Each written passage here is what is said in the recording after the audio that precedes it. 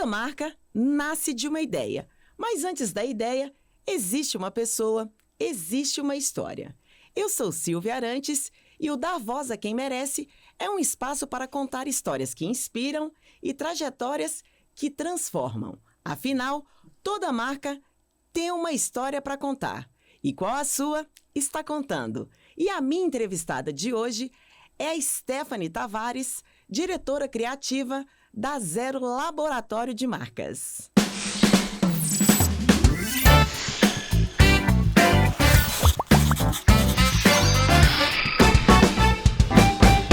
Seja bem-vinda, Stephanie. Obrigada, Silvia. É um prazer estar aqui com você.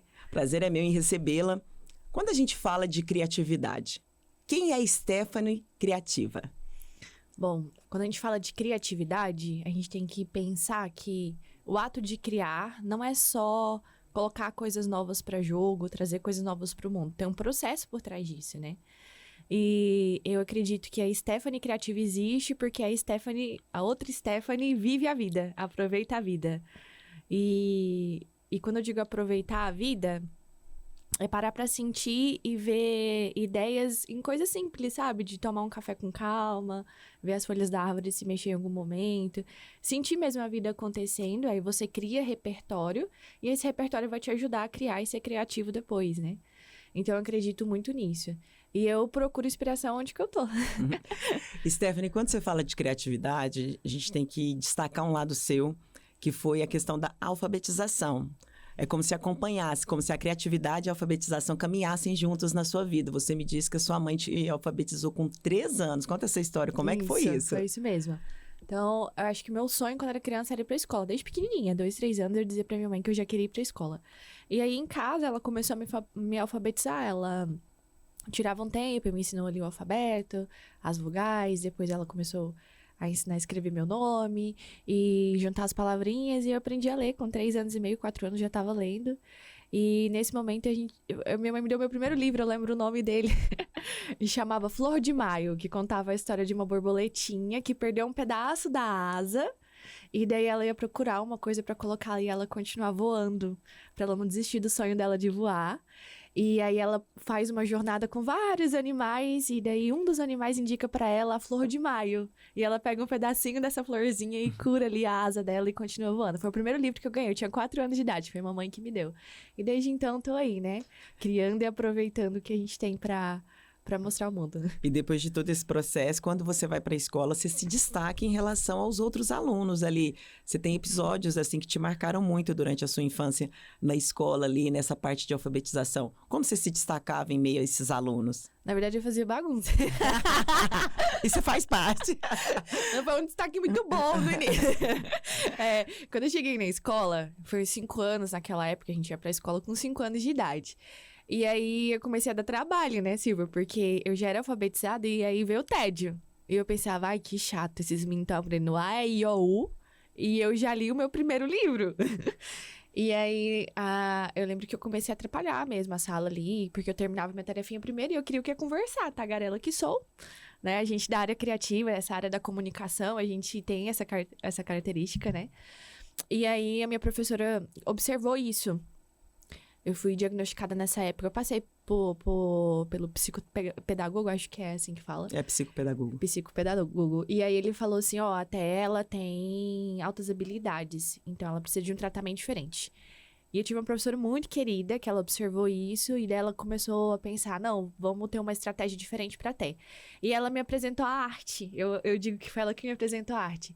Porque eu terminava minha tarefa, em vez de ir lá atrapalhar e conversar com o coleguinha, ela me dava coisas pra eu fazer manual. Então eu aprendi crochê, aprendi a bordar, eu aprendi a pintar nessa época. Eu lembro que eu aprendi a fazer ponto cruz, enfim. E ela me dava outras atividades que eu me envolvia, aflorava a criatividade ali, eu tinha contato com arte, com coisas manuais, e eu também não atrapalhava o coleguinha. Então, ela resolveu 2 problemas de um jeito só, né? E como isso te inspirou depois? Você fala que ela te apresentou a arte. E arte e criatividade também são dois pontos ali que acabam caminhando juntos. Como é que isso te ajudou nesse processo que quando nós iniciamos o nosso bate-papo, eu te falei sobre a criatividade. Isso também ali ajudou a te desenvolver esse lado criativo quando você conhece a arte tão cedo? Com certeza. Eu acredito que nessa primeira fase que eu tive contato com isso, a gente como criança, a gente não tem essa consciência, né? Mas hoje olhando pra trás, eu aprendi a olhar as coisas com outros olhos. Literalmente isso, né? Enxergar a vida com outros olhos. E isso foi muito positivo pra minha vida criativa, porque foi quando eu aprendi que ter um repertório significa você sair daquela cadeirinha de telespectador e realmente experimentar coisas novas e te dar a liberdade de não ser bom em tudo. Não tinha como uma criança de 5, 6 anos ser boa em tudo que ela me propôs. Mas eu tava tentando e tive várias experiências. Então, o criativo e a arte, ela tem muito disso. Às vezes a arte, você olha e pensa, nossa, que coisa horrorosa. E a outra pessoa vai dizer, que coisa linda, me inspirou sentimentos, eu fiquei emocionada quando vi algo que foi criado. Então, é muito sobre isso, você sair dessa cadeira do perfeccionismo e só viver. Aproveitar a vida, sabe? E isso que vai te dar repertório, literalmente, pra você criar coisas extraordinárias. E sair, sabe, dessa cadeira. E foi o que eu aprendi ali e levei pra vida toda.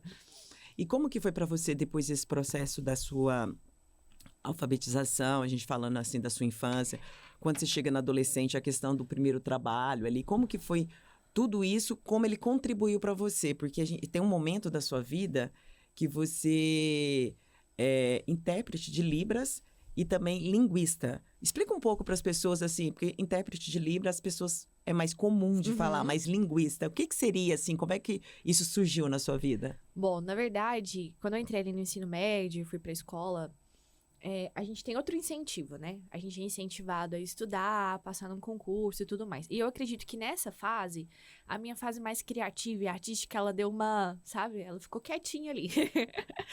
E aí, eu aprendi essa língua, eu tinha 12 anos de idade quando eu aprendi a língua de sinais. E eu estudei, tive contato com a comunidade surda, que é uma comunidade incrível. E quando eu fiquei de maior ali, um dos meus trabalhos foi trabalhar como intérprete de Libras. E o linguista, ele não tem só o papel de interpretar o que está acontecendo, ele realmente vai conhecer a estrutura da língua e ele participa ali, tanto na disseminação quanto no estudo disso. Então, ele está por trás ali. Então, ele vai estudar fonética, ele vai estudar semiótica, como é que funciona e tudo mais, essa estrutura. E para mim foi um privilégio, né, participar dessa comunidade. Eu fiquei muitos anos, eu dei aula muitos anos. E para mim foi, assim, incrível, porque é uma comunidade, assim... Hoje ela ganhou mais espaço, mas ainda tem um espaço pequeno de tudo que ela merece. Tem uma cultura linda. E eu tive alunos maravilhosos que eu levo no meu coração. Até hoje? Até hoje. Tenho contato com eles, levo do meu coração. E aprendi muito. Eu aprendi sobre humanidade. Aprendi sobre se colocar no lugar do outro.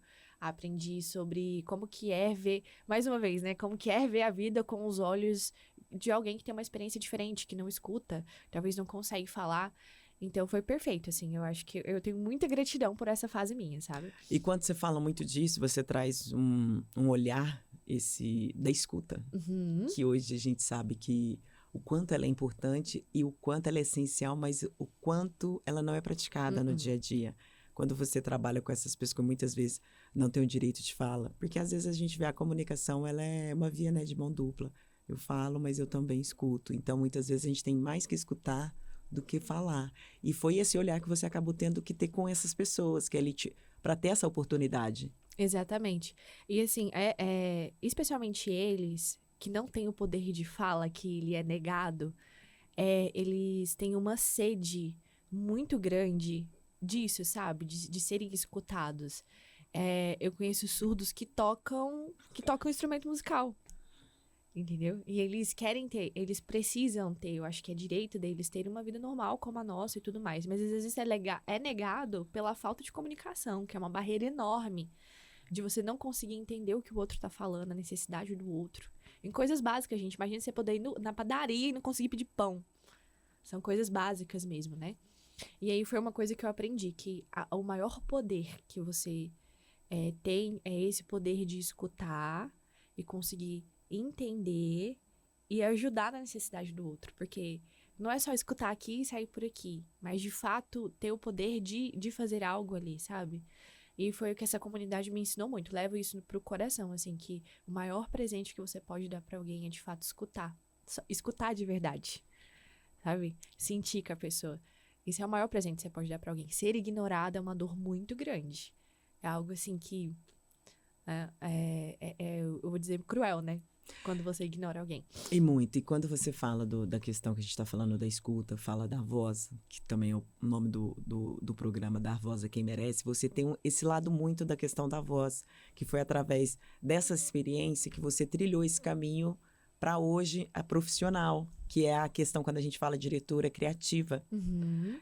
Antes de você falar um pouco da Zero Laboratório de Marcas, assim como foi construída, eu quero que você conte como surgiu a ideia de criar essa etapa na sua vida para ajudar marcas a contarem as suas histórias. Como que foi esse processo no seu caminhar aí? Na pandemia, que a gente estava até conversando sobre isso, né? Verdade. Agora mesmo. Ela foi um período muito, assim, sombrio para todo mundo. E a gente teve que ser obrigada a parar o que a gente estava fazendo na correria e olhar para nós. E foi nessa época que eu olhei pra mim, aquela Stephanie que ficou no banco, que era criativa, aquela Stephanie que amava a arte, que eu olhei pra mim. E nessa época, eu não conseguia mais trabalhar como intérprete por causa da pandemia, o isolamento social e tal. E eu parei pra pergunta que às vezes a gente não quer fazer pra gente mesmo, que é: o que eu gosto de fazer? O que eu quero fazer? Quem que eu quero ser? Que é aquela pergunta que a gente faz quando a gente é criança, né? Quem que eu quero ser quando crescer? O que você quer ser, filha? E aí, eu comecei a perceber que eu amava a arte, que eu amava o visual bonito, e eu comecei a oferecer serviços de design, era isso.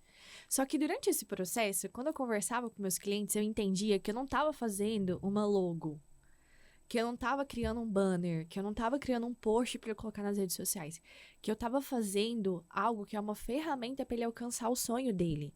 Que aquela empresa ou aquela marca é o que sustentava os filhos dele. Que era o sonho, talvez, que ele tinha juntado, sabe? Saído do CLT e tava lá com coragem, dando a cara a tapa para conseguir realizar o sonho dele. E nesse momento, eu pensei, cara, eu consigo fazer muito mais do que eu tô fazendo agora. Não só uma arte bonita, mas eu consigo contar histórias através da criatividade da arte.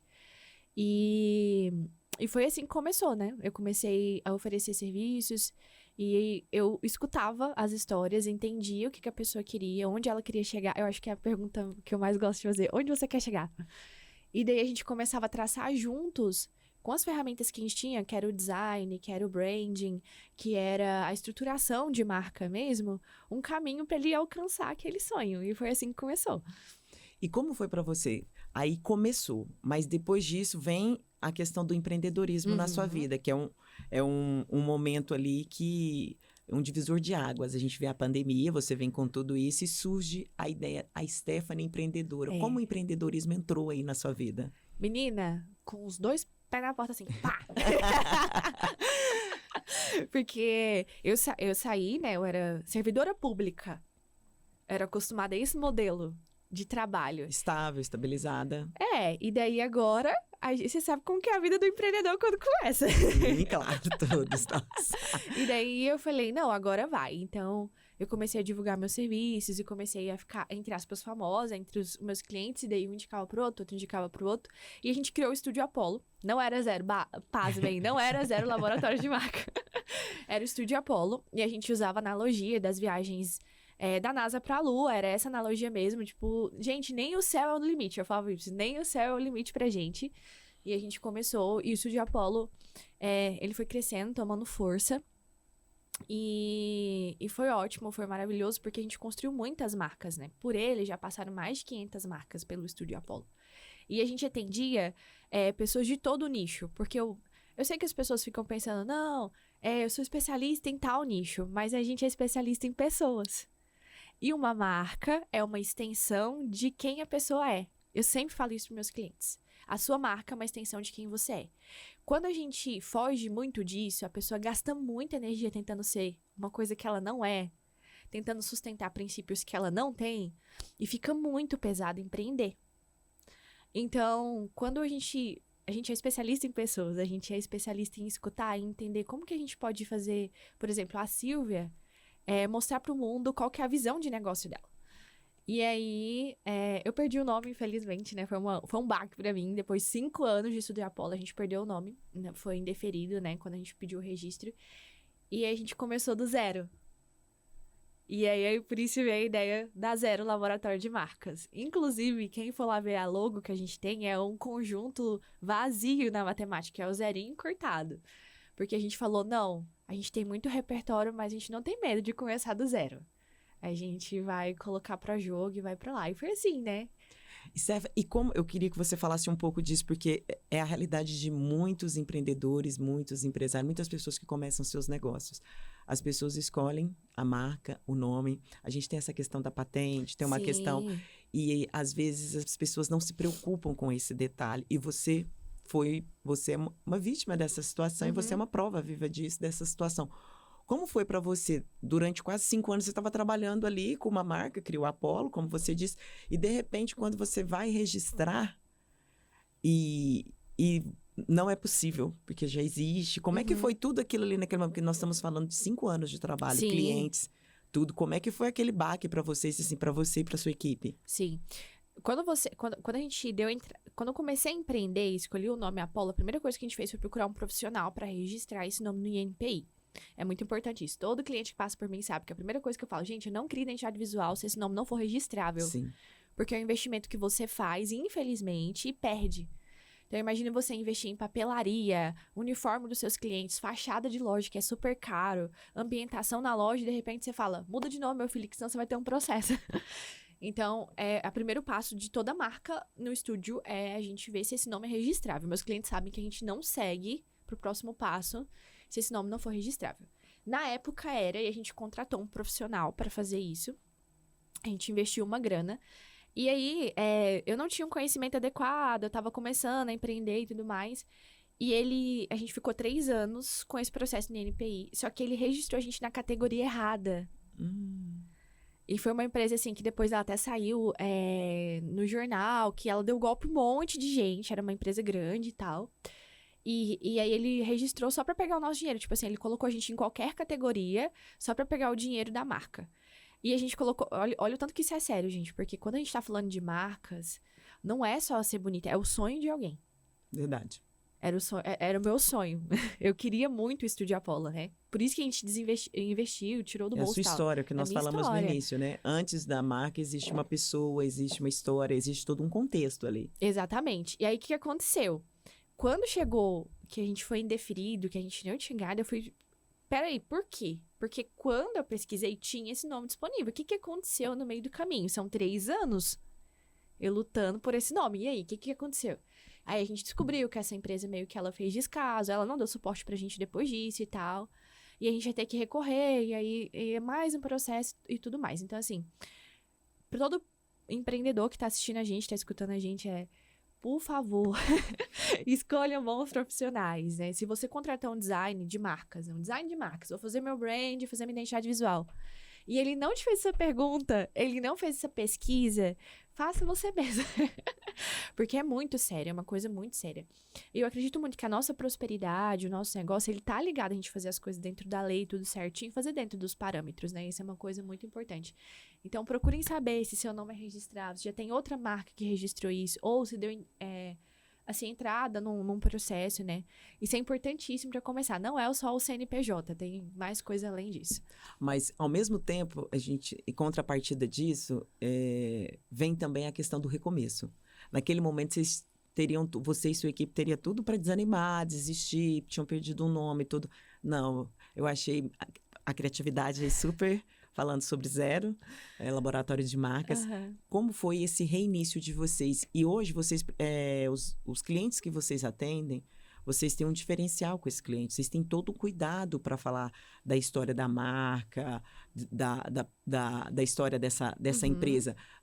Eu falo que é muito importante o que você disse no início, a questão da voz. Sim. Você dá voz para o seu cliente. Fala um pouco como é que foi esse processo para vocês aí no início da Zero. Eu não contei pra minha equipe nos primeiros 2 meses. Melhor não, né? Porque eu falei, eu vou viver meu luto pela Apollo.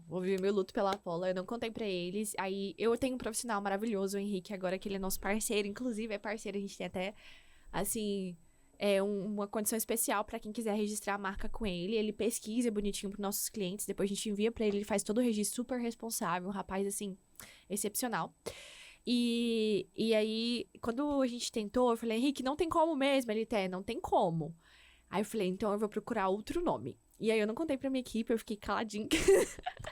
E quando eu decidi que eu ia começar do zero, que eu não ia desanimar, eu fiz uma reunião da equipe, eu falei, galera, é o seguinte, a gente perdeu, já era.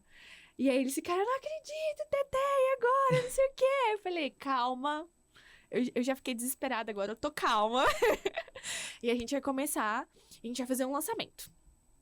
E aí eu apaguei tudo que tinha lá no Instagram, o pessoal ficou, eita, o que aconteceu com a Stephanie? Colocou a nota de falecimento lá nos stories, e aí a galera foi loucura, tipo, como assim, você não vai atender mais? O que aconteceu com a sua marca e tal, não sei o quê.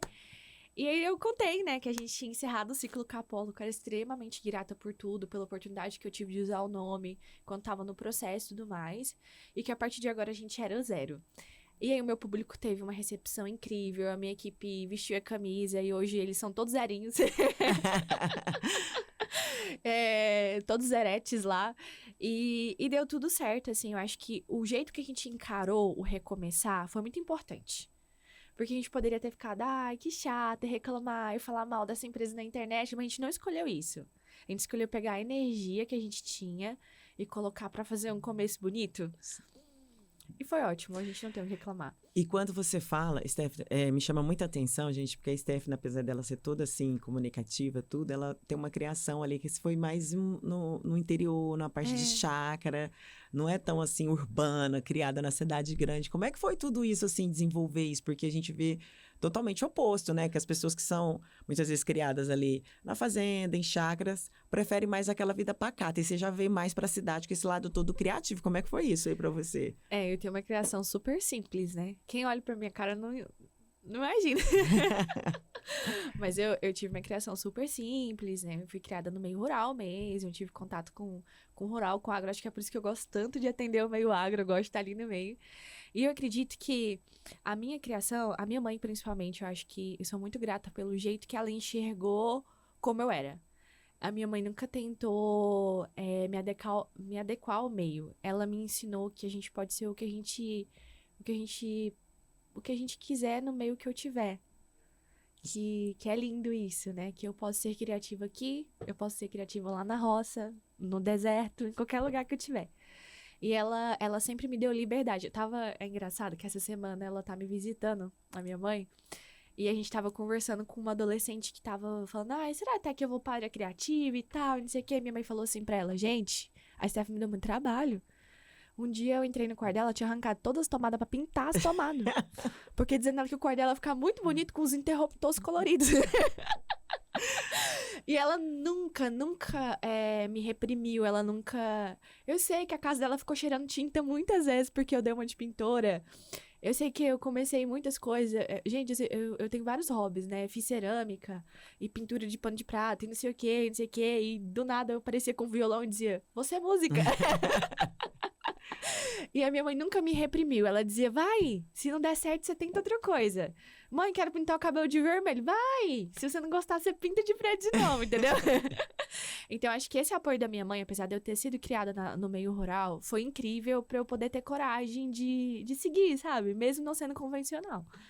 Steph, você tem 27 anos. 27 Ela é anos. uma empreendedora nova. Neném, gente. Sou neném ainda. Empreendeu muito cedo, aos 20, né? Isso. Aos 20, em 7 anos aí de empreendedorismo. Você hoje, a Stephanie, lá atrás, quando a gente fala aquela de 3, começou na alfabetização, imaginava ser essa Stephanie hoje, aos 27, atendendo esses clientes, dando a oportunidade de dar voz para essas pessoas, contando a história de outras pessoas, dando todo esse lado criativo que vem toda a sua bagagem, toda a sua história. Você imaginava estar dessa forma hoje aos 27, quando você tinha 3, você imaginava aquela garotinha hoje, 27, se você encontrasse com aquela garota de 3, daquela criança de 3, como seria? Não, mas ia ser muito legal tomar um café com ela. Igual nós estamos fazendo. Igual a gente está fazendo. Ia ser muito legal, porque eu não imaginava, né? Na verdade, eu nunca imaginei estar onde estou hoje. Eu sou extremamente grata, porque é muito melhor do que eu tinha projetado pra mim, né? Eu lembro de quando eu fechei meu primeiro contrato grande, que era grande de fato, eu falei, caraca! a gente conseguiu. Mas quando eu era criança, eu pensava, eu vou ser professora. Não deixa de ser, né? Não deixa de estar aí na área educativa, ensinando os clientes como se portar e tudo mais. Mas eu nunca imaginava. E é muito legal isso, né? A capacidade. A vida é muito. É isso. A vida é difícil, às vezes. A gente tem umas rasteiras, tem. Vontade de desistir, tem. Mas olhar o lado legal, sem ser chato, né? Aquela pessoa que quer ver o lado positivo sempre. Às vezes a gente tem que dar uma reclamadinha também. Romantizar, né? Não, nada disso. Mas apesar de tudo, a vida dá oportunidades ótimas, né? E a gente tem que aproveitar, não tem o que fazer. E a Stephanie, lá de 3 anos, acho que ela sentiria muito orgulho. Ela ia falar, Eva, a gente conseguiu. Que bacana, parabéns mesmo. Stephanie, eu queria que você deixasse um recado para quem está assistindo aí, o Da Voz a Quem Merece, quem está nos acompanhando pela sua história, uma jovem empreendedora, muitas pessoas ainda com sonho de começar, alguns com desafios de continuar, tudo. Mas principalmente quando nós falamos de marca. Eu falo muito assim sobre o programa que toda marca tem uma história para contar, qual a sua está contando. E você trabalha com esse lado da história das pessoas da marca. E qual recado e mensagem que você deixa para as pessoas da importância de contar a história da sua marca, muito além de só fazer o audiovisual, a publicidade em si, que o trabalho de vocês vai muito além. Eu queria que você deixasse uma mensagem para essas pessoas. Eu acredito que todo empreendedor, não importa o seu nicho, não importa se você está começando agora, se você tem muitos anos de história, uma marca é um feito incrível, extraordinário. E às vezes o que falta é ser visto. Às vezes o que falta é você conseguir mostrar o quão bom você é. Às vezes você já é bom, só não tá conseguindo mostrar, né? Então, assim, o recado e o que eu diria para qualquer empreendedor é não desista de contar a sua história, sabe? Traga isso. O seu maior diferencial é isso. A gente tem muito medo de não conseguir ser original, da gente não conseguir ser extraordinário, da gente não conseguir fazer algo inovador. Mas a única coisa que você não vai ver por aí, que é de fato única, é o seu jeito, é você. É o seu borogodó, né? Com certeza. É o seu borogodó. Então, não tenha medo de mostrar o seu borogodó. É isso. Porque o seu diferencial vai ser esse. O seu diferencial é ser você, não tem como. Então, não desista, né? E a gente tá aí pra ajudar quem quiser contar, falar um pouquinho sobre isso, sobre como é essa estrutura. Vai ser um prazer bater um papinho, tomar um café com você e conhecer a sua marca. Mas é isso. Mostra seu borogodó que é sucesso. Fala sua rede social aí, Dan. Minha rede social é a.Stephanie Tavares, que é o meu pessoal como estrategista, né? E a gente tem o da Zero Brand para você conhecer projetos incríveis, de marcas incríveis que a gente deu voz para elas ali, que a gente tem a nossa assinatura. É @0zro.brand. Obrigada. Foi um prazer, Foi um Silvia. prazer Muito esse nosso obrigada. bate-papo, esse nosso café, falar com uma pessoa tão criativa como Foi você. ótimo. E principalmente obrigada por dar voz à sua história. Você que trabalha tanto com isso, contando histórias de marcas, hoje veio contar a sua, compartilhar. Vocês viram aí 27 anos, vai ter um legado aí já. Muito obrigada. Foi um prazer gigante, viu? Quero agradecer para vocês que nos acompanhou até aqui. Muito obrigado. Até o próximo episódio. Se liguem aí. Se inscrevam no canal do YouTube, Silvia Arantes, para não perder nenhum episódio. E também as nossas redes sociais, @programa Dar Voz a Quem Merece. E você que quer ser um parceiro institucional, contar a sua história, é só chamar lá no direct, fazer parcerias aí. Afinal, toda marca tem uma história para contar. Qual a sua está contando? Até o próximo episódio. Dar voz a quem merece. Oferecimento: Smart Revitalização e Luciana Santos Fotografia.